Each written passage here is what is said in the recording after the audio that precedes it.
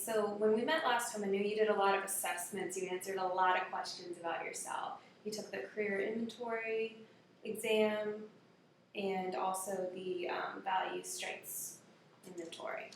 Okay, so why don't you kind of tell me what's going on with your past job?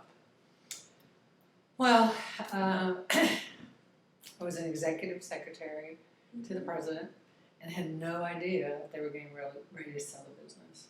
So I've been there for 15 years. I really enjoyed it. Had a good working relationship with the people and with the president. And all of a sudden, one week, he brought us all together and said, at the end of the week, everybody's gone. I've sold the company, and they're going to bring their own people. Yeah, it's a difficult situation. Sorry. Could you tell me what you liked about your job there? What did you enjoy? I like the flexibility. I didn't have to do only one thing. I wasn't restricted to being in one area all the time. I had opportunities to interact with everybody. I organized parties, planned events with the salesmen out in the field, put together PowerPoints where I could use a lot of creativity. I wasn't restricted in any way. So it was just kind of fun. Yeah. And it sounds like, you could do a lot of little things that you enjoyed. Yes. It doesn't sound like a monotonous job. Definitely not. I love change, and I had a lot of change. Every day you didn't know what you were going to do. Okay. Can you think back to maybe other jobs you've had that you've enjoyed too? Well, yes, in California I used to be an interior designer. Okay. And I enjoyed that, creativity, the change, always working with new people on new projects, a lot of autonomy, a lot of flexibility. Okay, so I'm hearing autonomy, flexibility, creativity, and non-monotonous work too, Right. really? Okay, all right.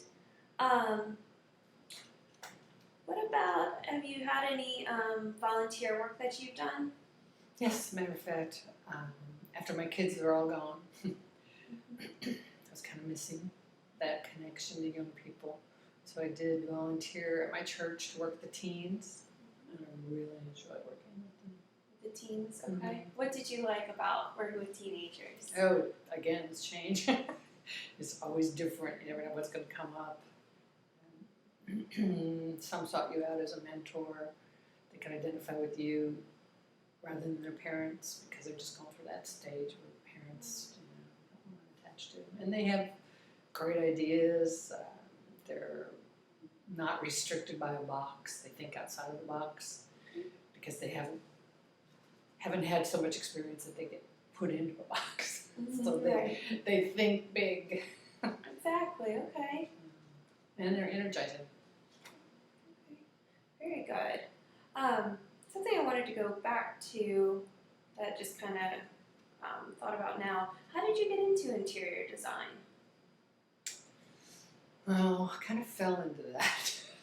I actually started school wanting in photography and then switched over to film. I wanted to do that. I had a lot of fear at the time. I would have had to move out of my state to go to advance. I was doing this at a junior college, and to go to get my actual degree, BA, I would have to go to out of state. So I'd end up moving someplace where I didn't know anybody, and I'd have to get a job, and I'd have to pay for my education because I wasn't getting any help from parental. And so the fear kind of froze me.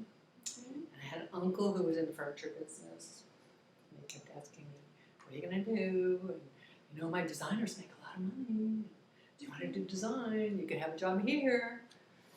So I thought about it, and a lot of similarities, color, balance, all of that. And I got my degree, and then he had no job for me. Oh. But it was okay. I did get a job doing my home design, and that was great. Okay. So I kind of fell into that career. Yeah, and it sounds like you took advantage of that opportunity that you had. I did. It worked out fine for a long time until I moved to Florida, and there's not much here for private designers. Right. But we won't go into that. So how did you get involved with your executive assistant position? interesting as you asked that. I kind of fell into that too. I was working temp jobs, and they hired me to work there as a temp in their sales department as a secretary to the salespeople. And while I was, then they ended up hiring me on, and then the gal that was executive ended up leaving. And so that position became open, and they moved me into it. So, interesting that I didn't seek that, but it happened. Right, and you took advantage of it. That was great. It was Okay. good salary. Okay. Very good. Now on your values strengths inventory, your results came back, and your top strengths are creativity and originality, which probably isn't surprising to you. Optimism, humor, zest and energy, fairness and justice. What do you think? Do you think that those? I think those are pretty accurate. I'm not sure about the fairness and justice, but maybe that fits in there too. Okay. I'm usually rooting for the underdog, which teams fall into that category. Okay. All right. Well, what would you like to do? I mean, let's say maybe you had $1 million and you didn't have to spend, you could do any job. What comes to mind? With the skills you've had in the past, or maybe you want to do something completely different.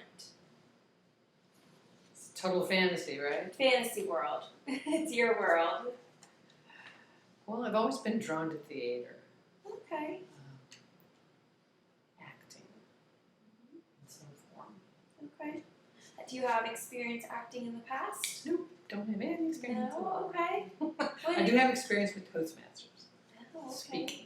Yeah. And I love, it's kind of like I love being in front of an audience. Okay.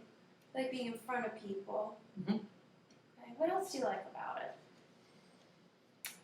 I like to be appreciated. Okay. So being in front of a live audience, whether it's speaking or possibly acting, I don't know. As a speaker, I like the applause at the end, and I like the laughter throughout. So I like the connecting with people. And the entertaining factor, it Right. sounds like. Right. I like to bring creativity and humor into whatever topic it is. Okay. All right. And I'm wondering, what is holding you back from pursuing acting right now? Oh, I have no training in it. I Uh-huh. wouldn't know where to go or what to do. I'm too old to be a professional actress. Without having some kind of history behind me. Right. So, but it doesn't necessarily mean that you, you're saying you're too old to be a regular actress, but what about the actresses that you see in local theater and church productions? I mean, aren't they actresses too? I want to do church productions. That's just an example. But local theater. I hadn't really thought about local theater. Really? Okay. Or community theater, even. Yeah, exactly. Like a community theater. No pay involved, so it'd be volunteer just for enjoyment. Yeah. I mean, I guess the question, something that we can explore further, do you want to get paid for your job? I mean, I know last time we met that you'd be getting your Social Security. Yeah, but that's not very much, Mm-hmm. unfortunately. I mean, it's certainly not enough. Of course, I have my husband, so it's not like I have to support myself totally. But Social Security is not very much. One of the things I'd really like to do too is travel a little bit, Mm-hmm. and I couldn't do that with just Social Security. Okay. So I kind of like to get some kind of a part-time job doing something, Okay. and because you can earn up to $14,000 a year while you're on Social Security and not have any deduction from your Social Security.